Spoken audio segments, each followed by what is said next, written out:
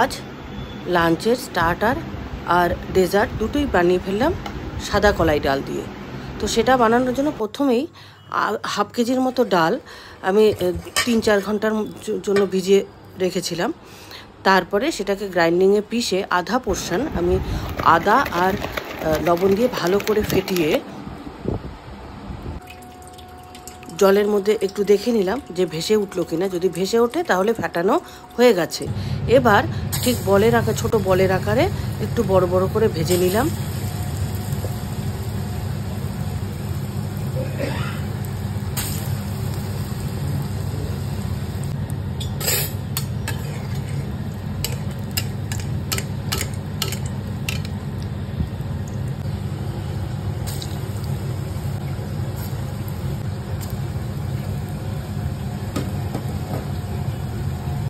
ভাজা হয়ে গেলে আলাদা পাত্রে এরকম গোটা ধনে, গোটা জিরে আর গোটা মুড়ি আমি শুকনো খোলায় ভেজে নিলাম এবং ক্রাশ করে নিলাম। এবার একটা বাটিতে তেঁতুল এরকম গুলিয়ে সর্ষে ফোড়ন দিয়ে তেঁতুলের কাঠটা দিয়ে লবণ মিষ্টি দিয়ে একটা সিরাপের মতো বানিয়ে নিলাম। এবার বড়াগুলো অল্প ভেঙে তার মধ্যে এভাবে দইটা ছড়িয়ে দিলাম।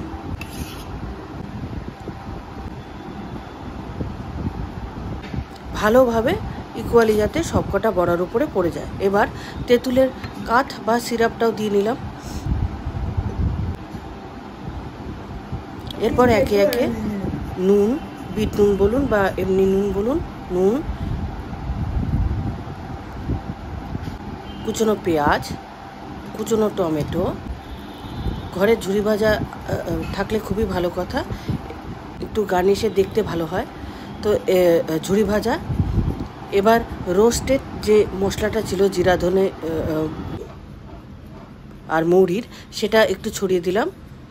তারপরে আবার একটু তেঁতুলের কাঠ দিয়ে দিলাম আর একটু দইও দিয়ে দিলাম। সবার লাস্টে লঙ্কা কুচি দিয়ে এটাকে সার্ভ করলাম বা নিজেও খেলাম। তো সেটার অদ্ভুত এক স্বাদ হয়েছিল। আর বাকি আধা পোর্শনটা এবার আমি রস বড়া বানিয়ে নিলাম। সেটার জন্য প্রথমেই বাকি আধা পোর্শনটাকে ভালো মতো শুধু লবণ দিয়ে ফেটিয়ে নিয়ে চেক করে নিলাম যে এটা জলে ভাসছে কিনা। ভাসলে পরে এবার অল্প ছোট ছোট বল করে এটাকে ভেজে নিলাম। ছোট ছোট বল করে ভেজে নেওয়ার পরে